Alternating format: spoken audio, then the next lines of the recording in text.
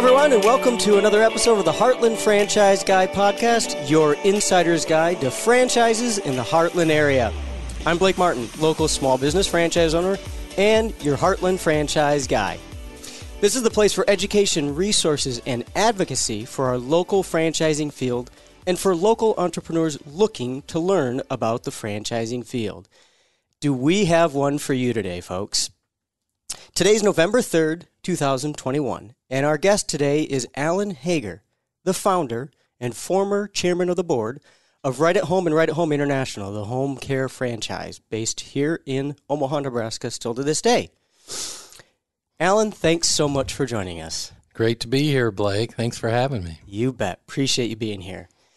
So, with his background as somebody who founded and trailblazed really an industry in franchising, what Alan brings to the conversation today is a really unique perspective that very few people, particularly few people in the local area, have on the franchising field. He's kind of seen the full circle of the industry.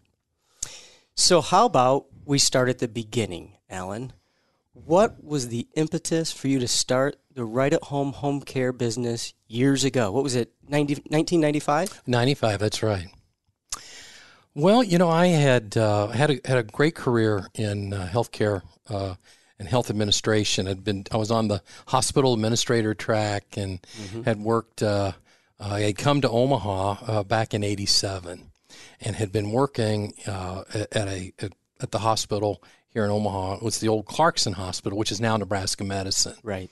And in connection with that position, I had a myriad of things to do, but one of the things that I worked on was really trying to understand the needs of the people that were coming through. I had to do a lot of surveying of clients and patients and their family, and really enjoyed working on that. But one of the things that became apparent to me, and this important part of my job was to bring to the executive team, what kind of deficits do we have? What kind of things aren't we doing that need to get done? What do we need to cover that hasn't been covered? And one of the things that our research was showing is that when folks were coming into the health facility, they were getting sicker and sicker and older. And when they were leaving, they really didn't have a place to go. I mean, a lot of the families, they were leaving with disabilities, and the families are trying to take care of them. They don't want to go into a nursing home, but they can't quite be taken care of at home. And the hospital really didn't have an answer for that. And, of course, my job was to come up with answers for things like that. And at the time, I tried to work up something that would work with the health system, but it really became apparent to me quickly as I got into it. Here was this big driving need. If you looked at the demographics, this was something over the next 30, 40, even 50 years that was going to grow dramatically, and it wasn't something the hospital was going to do. So, long story short, after doing that research, I said someone, is going to take this industry and is going to move with it. When I researched what was already going on, it was pretty much a small cottage industry. And that's when I said, you know what, I made the decision. I left the health system and I started Right at Home. Wow. So a true gap analysis. Exactly. I mean, problem, solution, and something that I saw that I thought would be sustainable. Now, that was the idea, and everything exactly worked out perfectly. Planned. Yeah, I just rolled it out. It was just a great plan and moved on it. No, Cash obviously that $1 million check after the first month. There were lots of challenges ahead, but I actually worked on the Omaha office. I started the office here and had a couple of different offices and expanded over about a 5-year period. And we really didn't start franchising until 2001. I really wanted to flesh out the idea and the concept. And by 2000, I was pretty confident. I understand how this works, and I got the capital together, and that's when we franchised. So did anybody ever discourage you from doing this? Yes, along the way. Interestingly enough, when I talked to a lot of the folks in the traditional health system, they basically told me at the time, if Medicare doesn't pay for it, people aren't going to do this. This was a totally private pay model for people at home, taking care of their loved ones. But my research showed I didn't think that was true, and obviously it's a huge industry now, and it has been proved out. But it just shows you the box we all get in. I mean, most of the care at the time was being paid for by the government. Yeah. So they assumed that private care just wasn't viable. And you looked at it and said, people will pay for what they want. Well, for one thing, I think when you're looking in an entrepreneurial way, you say, well, there's other ways to get at this. It doesn't have to be an all or nothing. You know, a lot of the Medicare, home health care, as good as it was structured in a very expensive way. And I think what we found is there's a much more efficient way to get at this, and you could do, it wasn't an all or nothing kind of thing. And certainly I saw that there were a number of people in facilities, in institutional-based care, that just didn't belong there. And when you began to compare those numbers, you said there's a big gulf here. There's a, as you said, a gap, and there's an opportunity. Gotcha. So you took a bet on that, and after 5 years, it started paying off. But then you took another big bet, another gamble, and you decided to turn it into a franchise model and replicate it that way. Now, I'm sure you were thinking there's a lot of different ways that you can replicate this, right? Just open up more locations, right? And own and operate them yourself, do a licensing model. Can you talk a little bit about the thought process and what you were weighing when you decided, I'm going to turn this into a franchise system? Sure. After about 2 to 3 years, I could see this really did have legs. I mean, it was working. We had a good model. It was profitable. We're making payroll. It was actually, able to pay some bills. I felt confident about it. We still were working on it, and you should work on your business every day. I'm sure they're still working on it. But it was clear to me that this would work in any parts of the United States and actually many parts of the developed world. And so at first, I have to tell you up front, I did not think of a franchise model. I was really, at that time, I was a healthcare executive. I really wasn't that familiar with franchising.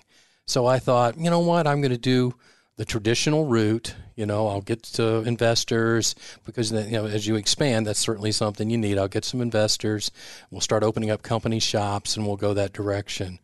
But as I dug into this more and more, and I really thought through carefully where my success was coming from, it became, clear to me that a lot of the success of this model were local relationships. Healthcare is a huge industry, but it's very localized. I mean, there are very few things other than maybe the drug industry and the medical equipment industry. Most care parts of the model, even hospitals, even large hospitals, are very localized. And I found that very true in home care and the type of home care we were doing. And I looked at several companies. There were a few companies that were out there at the time and starting to develop private models. But what I saw is an awful lot of turnover of managers and others in the local market. And as I looked at franchising as as an alternative to that, one of the things I loved about the franchising model was having someone whose interests were aligned with yours in that local market. They had skin in the game. They weren't a partner in the legal sense, as we have to be clear, but they were certainly a partner in the sense that, if we did well, they could do well. And so the more we fleshed it out, the more I became convinced that was going to be the successful way to expand.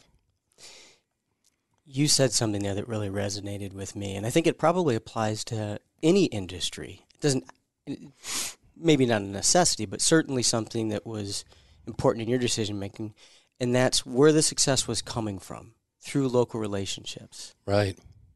Yeah, I think as you think about any business, and this is what I love about franchising, is all those thousands of mistakes that I made. Oh, you made mistakes? Yeah, about 10, maybe 10,000. Along the way, you learn so much, and you learn what's important, you learn what's not important, and what really drives your business. If you're successful, you have to. In every business, it's going to be a little different mix of factors.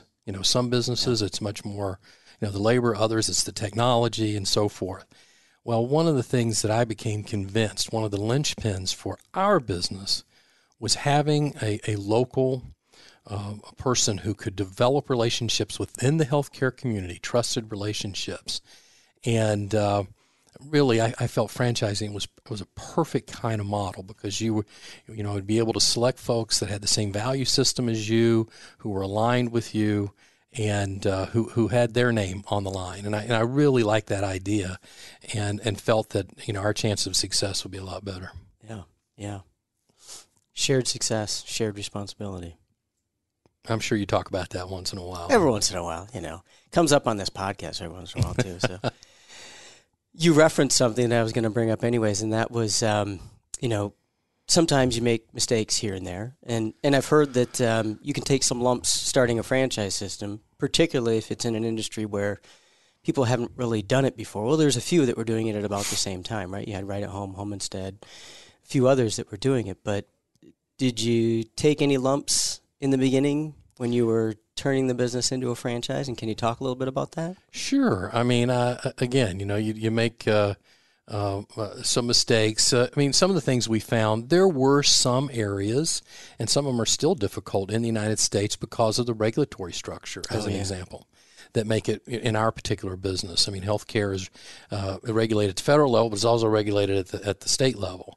So there were some states and others that it just was, a lot more challenging. And what I found was, we really needed, especially as a new growing franchise, there were more opportunities in places where it wasn't so difficult from a regulatory basis. Now, I think a lot of that's evolved. We formed a national association. We did a lot of lobbying, and I think that a lot of that's been straightened out because, I think we were able to help the government officials and policymakers understand, this is important, this is what needs to happen. But at the time, with a new structure, we were seeing very kind of, there was a lot of skepticism, because here's a private pay healthcare service, and it was just a different animal, and we had to work through that. So yeah, we made some mistakes there, and as I said, a lot of mistakes on emphasizing the wrong thing.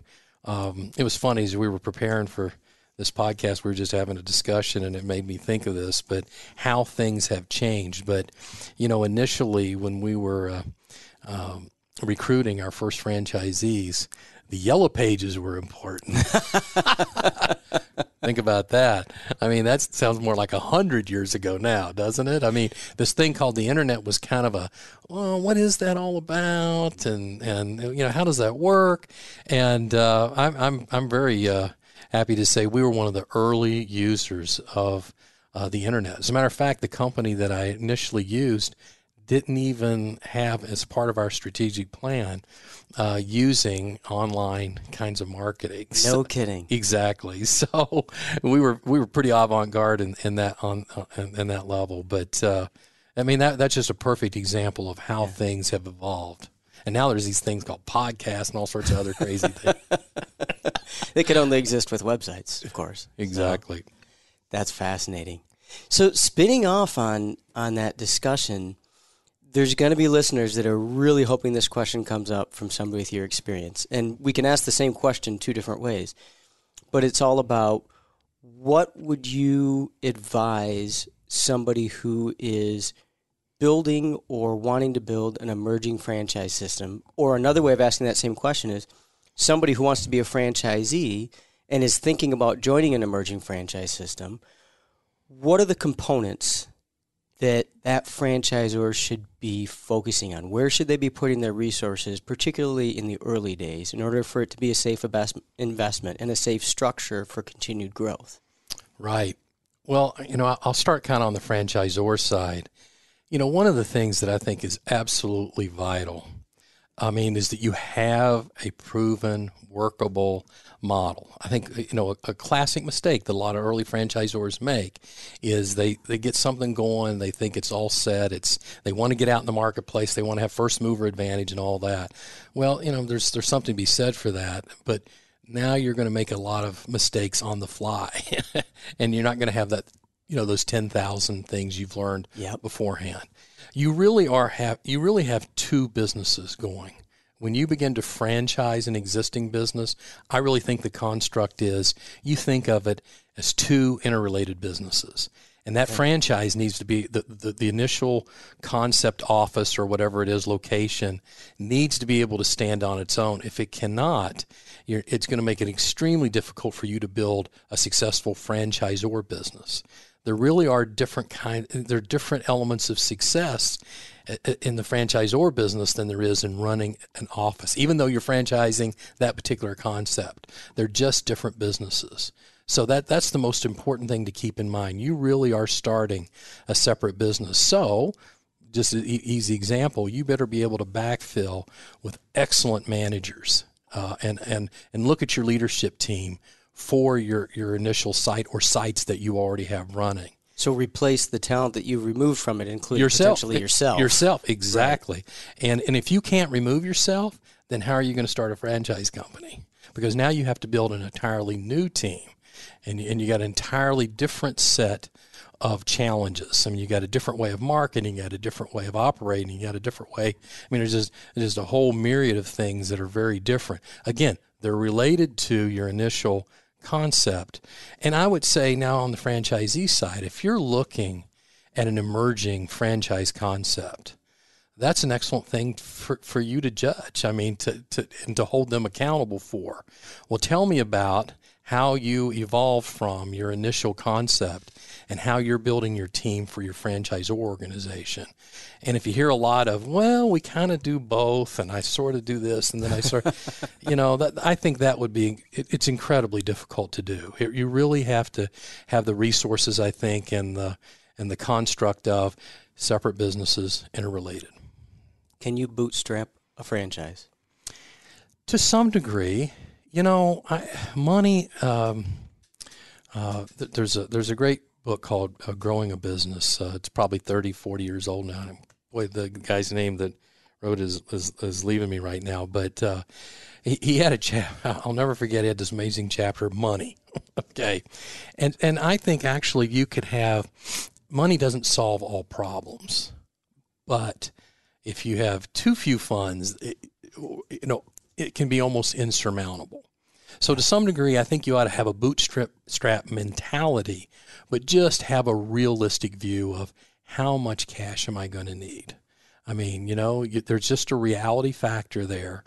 And I always use this. I think we worked together for a while. I think you probably have heard me say this, but business planning is like going on a vacation, right?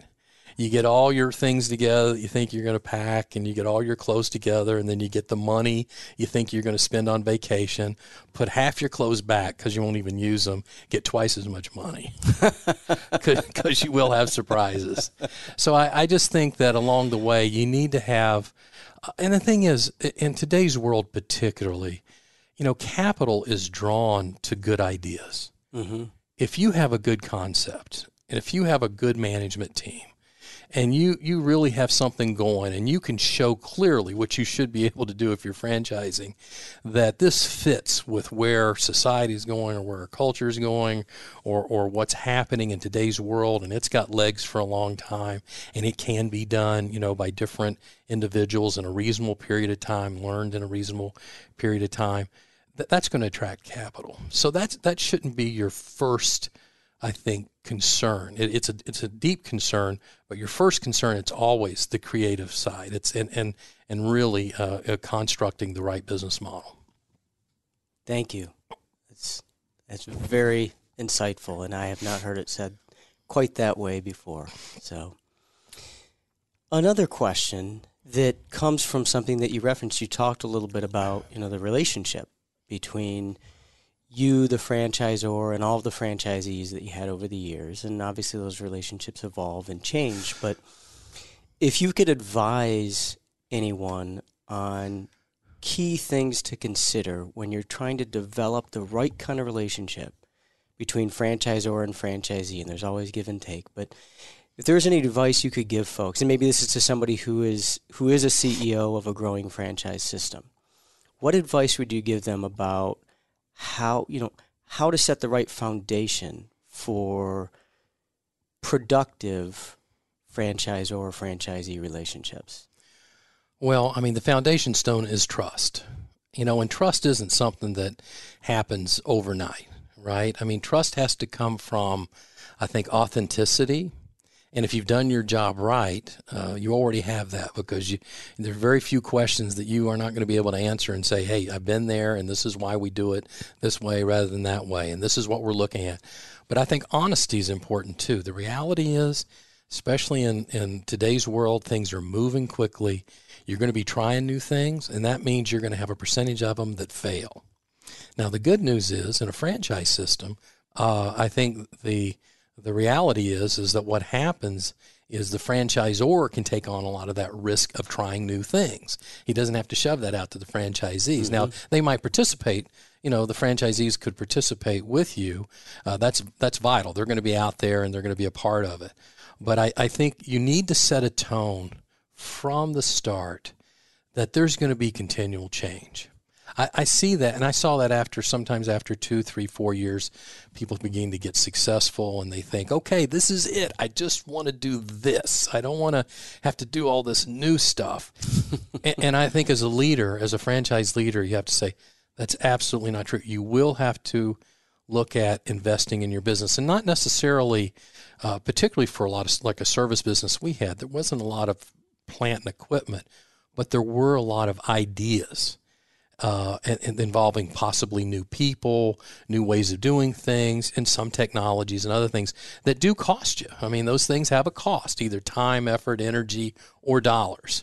But you have to, I think, in any business, any business leader, if you want to maintain a good relationship with franchisees over a long period of time, set that tone from the beginning and let them see you taking risks yourself together with them. Well, leading by example. Alan, that's an ideal point upon which to close out part one of this two-part interview. Alan Hager, founder and former CEO and chairman of the Right at Home Global Franchise System, thanks so much for joining and sharing with us today. For our listeners, tune into next week's episode, and you'll hear part 2 of our Alan Hager interview, including some nuggets on building healthy franchisor-franchisee relationships. Thank you all, and we'll see you on another episode of the Heartland Franchise Guide.